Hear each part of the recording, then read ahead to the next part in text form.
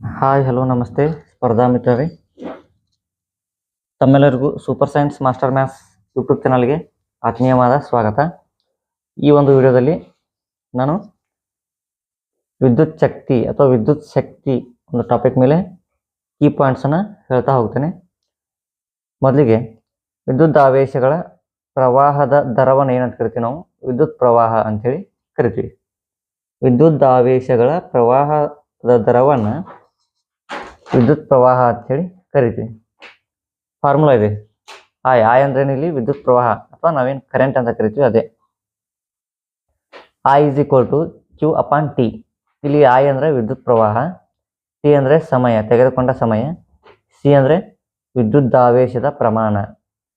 ವಿದ್ಯುದಾವೇಶದ ಪ್ರಮಾಣ ಅಥವಾ ಇದು C ಅಂದ್ರೆ ಏನದು? ಕೂಲಮ್. ಅದು Q ಆಗ್ಬೇಕು.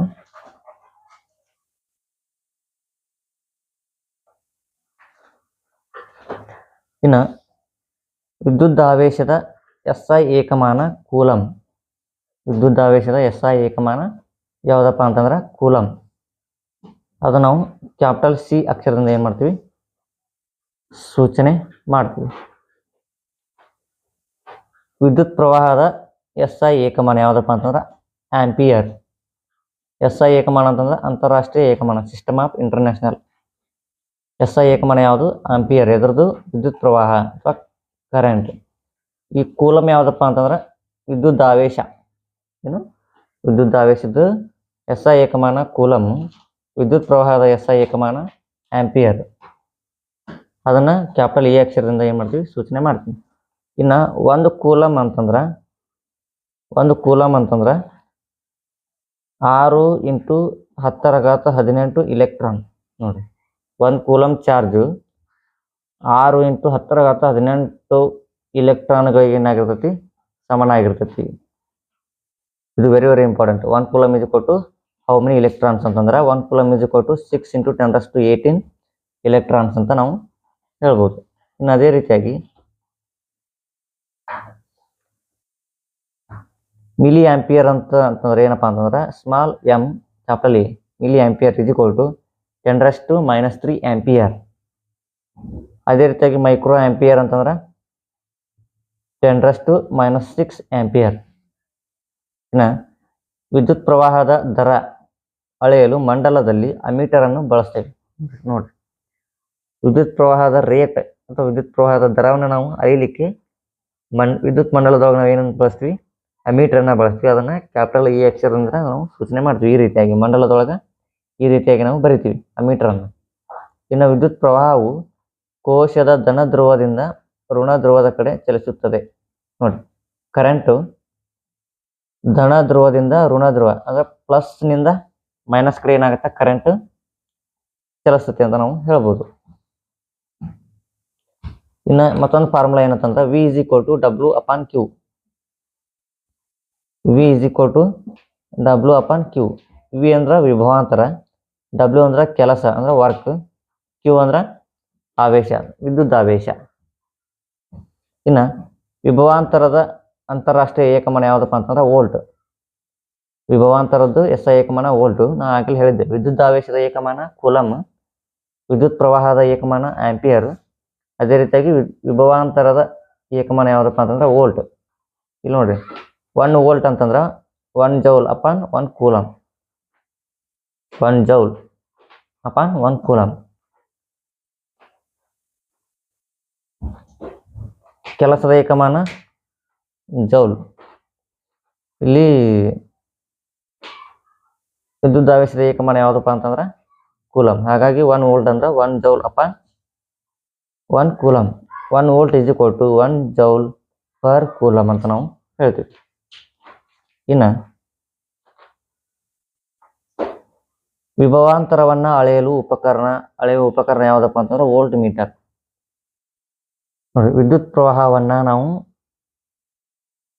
ಆ ಮೀಟರ್ನಿಂದ ಅಳಿತಿದ್ವಿ, ವಿದ್ಯುತ್ ಪ್ರವಾಹದ ದರವನ್ನು. ಇನ್ನು ವಿಭವಾಂತರವನ್ನು ಅಳೆಯುವ ಉಪಕರಣ ಯಾವುದಪ್ಪ ಅಂತಂದ್ರೆ ವೋಲ್ಟ್ ಮೀಟರ್. ಅದನ್ನು V ಅಕ್ಷರದಿಂದ ಏನು ಮಾಡ್ತೀವಿ? ಸೂಚನೆ ಮಾಡ್ತೀವಿ. ಇನ್ನು ಓಮ್ನ ನಿಯಮ ಅಥವಾ ಓಮ್ಸ್ ಲಾ. ಸ್ಥಿರವಾದ ತಾಪಮಾನದಲ್ಲಿ ವಿದ್ಯುತ್ ಮಂಡಲದಲ್ಲಿನ ಲೋಹದ ತಂತಿಯ ನಡುವಿನ ವಿಭವಾಂತರ ವಿಯು ಅದರ ಮೂಲಕ ಹರಿಯುವ ವಿದ್ಯುತ್ ಪ್ರವಾಹಕ್ಕೆ ನೇರ ಅನುಪಾತದಲ್ಲಿರುತ್ತದೆ. ಅಂದ್ರೆ ನಾವೇನು ಮಂಡಲದಲ್ಲಿ ಒಂದು ತಂತಿಯನ್ನು ಬಳಸ್ತೀವಲ್ಲ, ಆ ತಂತಿಯ ವಿಭವಾಂತರ ಏನಾಗಿರ್ತೈತಿ, ಅದರ ಮೂಲಕ ಹರಿಯುವ ಕರೆಂಟ್ ಅಥವಾ ವಿದ್ಯುತ್ ಪ್ರವಾಹಕ್ಕೆ ಏನಾಗಿರ್ತೈತಿ, ನೇರ ಅನುಪಾತದಲ್ಲಿರುತ್ತದೆ. Directly proportional to current.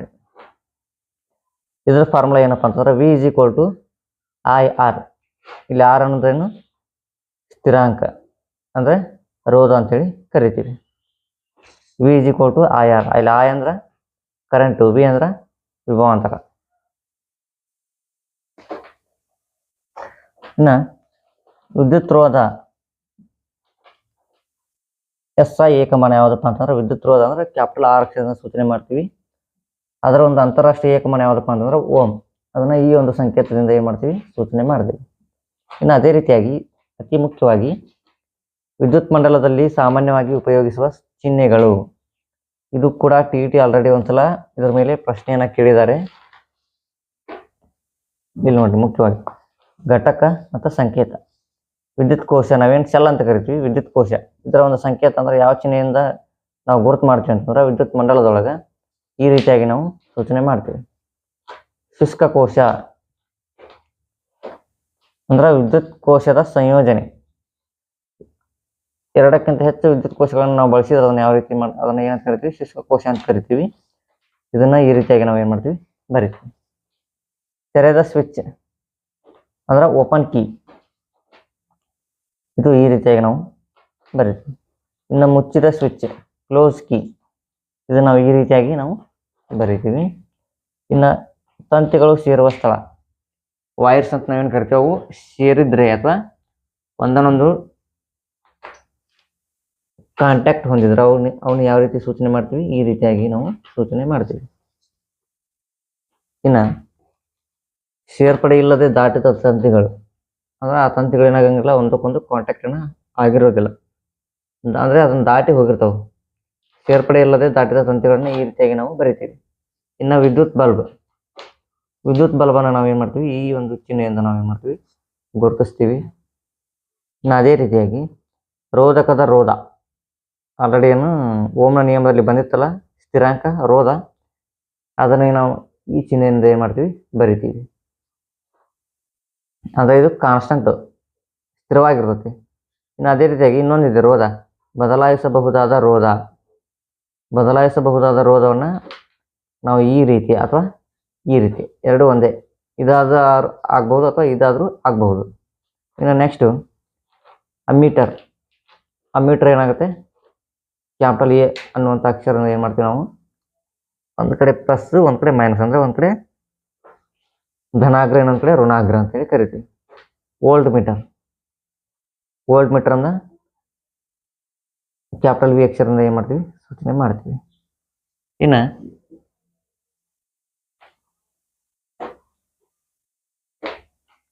ವಾಹಕದ ರೋಧವು ಅವಲಂಬಿಸಿರುವ ಅಂಶಗಳು. ಇದು ವೆರಿ ವೆರಿ ವೆರಿ ಇಂಪಾರ್ಟೆಂಟ್.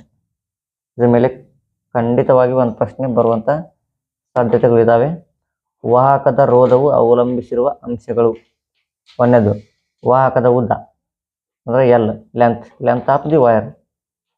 ವಾಹಕದ ಅಡ್ಡ ಕೊಯ್ತು, ಏರಿಯಾ ಆಫ್ ದ ವೈರ್.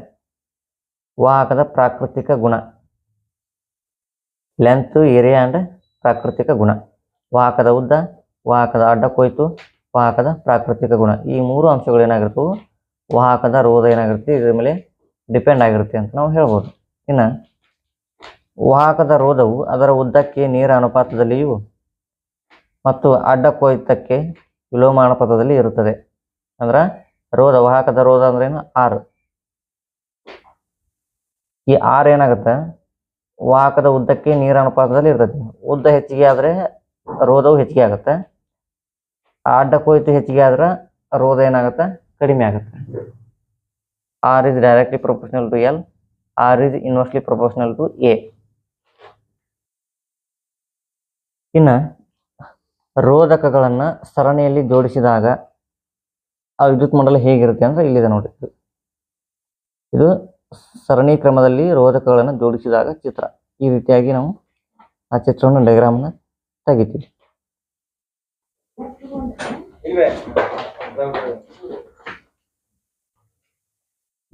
ಈ ಸರಣಿ ಕ್ರಮದಲ್ಲಿ ಜೋಡಿಸಿರ್ತಕ್ಕಂಥ ರೋಧಕಗಳ ಒಟ್ಟು ರೋಧವನ್ನು ಕಂಡುಹಿಡಿಯುವ ಸೂತ್ರ ಏನಪ್ಪಾ ಅಂತಂದ್ರೆ RS ಅಂದ್ರೆ ಸರಣಿಯಲ್ಲಿ ಜೋಡಿಸಿರ್ತಕ್ಕಂಥ ಒಂದು ರೋಧ, ಒಟ್ಟು ರೋಧ R1 + R2 + R3.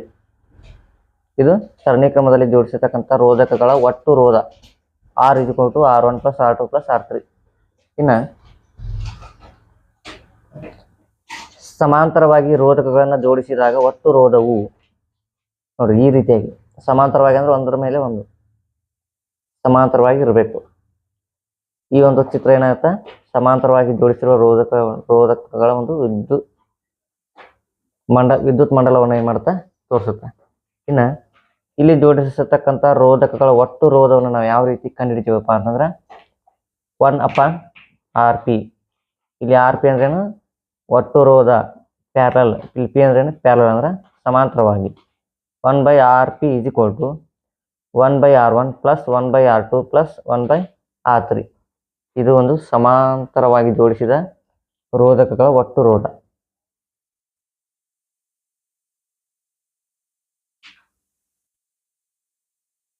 ಇನ್ನು ವಿದ್ಯುತ್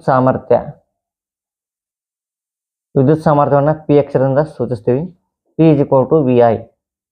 P ಅಂದ್ರೆ ವಿದ್ಯುತ್ ಸಾಮರ್ಥ್ಯ, V ಅಂದ್ರೆ ವಿಭವಾಂತರ, I ಅಂದ್ರೆ ವಿದ್ಯುತ್ ಪ್ರವಾಹ. ಆ P ಅನ್ನು ಹೀಗೂ ಬರಿಬಹುದೇನು, P = V. ಇಲ್ಲಿ I ಅಂದ್ರೆ ನಮ್ಗೆ ಗೊತ್ತಿದೆ Q/T. ಹಾಗಾಗಿ ಇದನ್ನು P ಅನ್ನು ನಾವೇನು ಬರಿಬೋದು, V × Q/T ಅಂತ ಬರಿಬಹುದು.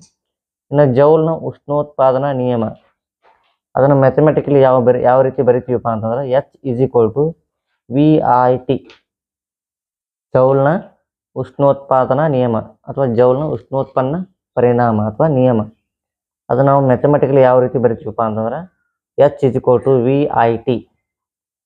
H ಅಂದ್ರೆ ಹೀಟು, V ಅಂದ್ರೆ ವಿಭವಾಂತರ, I ಅಂದ್ರೆ ವಿದ್ಯುತ್ ಪ್ರವಾಹ, T ಅಂದ್ರೆ ಟೈಮ್. ಇಲ್ಲಿ V ಅಂದ್ರೆ ನಮ್ಗೆ ಗೊತ್ತಿದೆ I × R ಅಂತೇಳಿ. V ಜಾಗದಲ್ಲಿ IR ತುಂಬಿ, ಹಾಗಾಗಿ H = I2 R × T. H = I2 R × T. ಇನ್ನು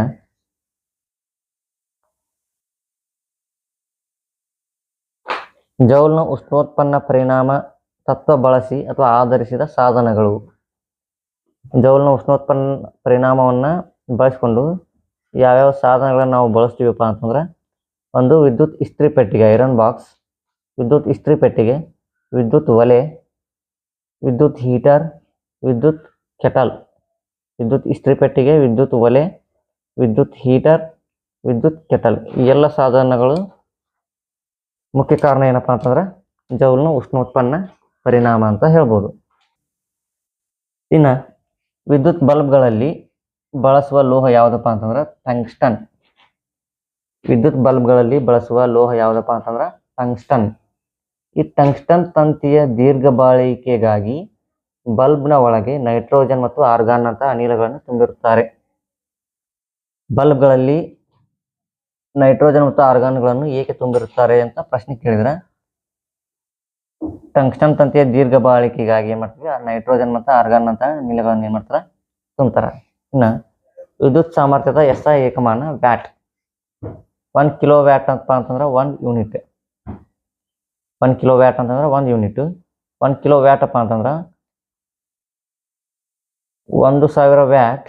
ಇಲ್ಲಿ ಕೆ ಅಂದ್ರೆ ಕಿಲೋ ಅಂದ್ರೆ 1000 ಇಂಟು 1 ಅವರ್ ಅಂದ್ರೆ 3600 ಸೆಕೆಂಡ್. 1000 × 3600 ಗುಣಾಕಾರ ಮಾಡಿದರೆ 3.6 × 10⁶ ವ್ಯಾಟ್ ಸೆಕೆಂಡ್. ಅಂದ್ರೆ 3.6 × 10⁶ ಜೌಲ್ ಅಂತೇಳಿ ಕರಿತೀವಿ. ಅಂದ್ರೆ 1 ಕಿಲೋವ್ಯಾಟ್ ಅವರ್ ವಿದ್ಯುತ್ ಸಾಮರ್ಥ್ಯ 1 ಕಿಲೋವ್ಯಾಟ್ ಅವರ್ ಇದ್ರೆ ಅದರ ಬೆಲೆ ಎಷ್ಟು, 3.6 × 10⁶ ಜೌಲ್ ಅಂತ ಹೇಳ್ಬೋದು. ಇನ್ನು ವಿದ್ಯುತ್ ಶಕ್ತಿಯ ವ್ಯಾವಹಾರಿಕ ಏಕಮಾನ. ವಿದ್ಯುತ್ ಶಕ್ತಿಯ ವ್ಯಾವಹಾರಿಕ ಏಕಮಾನ ಯಾವುದಪ್ಪ ಅಂತಂದ್ರೆ ಕಿಲೋವ್ಯಾಟ್ ಅವರ್. ಕಿಲೋವ್ಯಾಟ್ ಗಂಟೆ ಅಥವಾ ಕಿಲೋವ್ಯಾಟ್ ಅವರ್ ಅಂತ ಹೇಳ್ಬೋದು. ವಿದ್ಯುತ್ ಶಕ್ತಿಯ ವ್ಯಾವಹಾರಿಕ ಏಕಮಾನ ಕಿಲೋವ್ಯಾಟ್ ಅವರ್ ಅಥವಾ ಕಿಲೋವ್ಯಾಟ್ ಗಂಟೆ. ಈ ಒಂದು ವಿಡಿಯೋ ನಿಮಗೆ ಇಷ್ಟ ಆಗಿದೆ ಲೈಕ್ ಮಾಡಿ, ಶೇರ್ ಮಾಡಿ ಹಾಗೂ ಸೂಪರ್ ಸೈನ್ಸ್ ಮಾಸ್ಟರ್ ಮ್ಯಾಥ್ಸ್ ಎಂಬ ನಮ್ಮ ಯೂಟ್ಯೂಬ್ ಚಾನಲನ್ನು ಸಬ್ಸ್ಕ್ರೈಬ್ ಮಾಡಿ ಅಂತ ಹೇಳ್ತಾ ಮತ್ತೆ ಮುಂದಿನ ವಿಡಿಯೋದಲ್ಲಿ ನಿಮಗೆ ಸಿಗ್ತೇನೆ.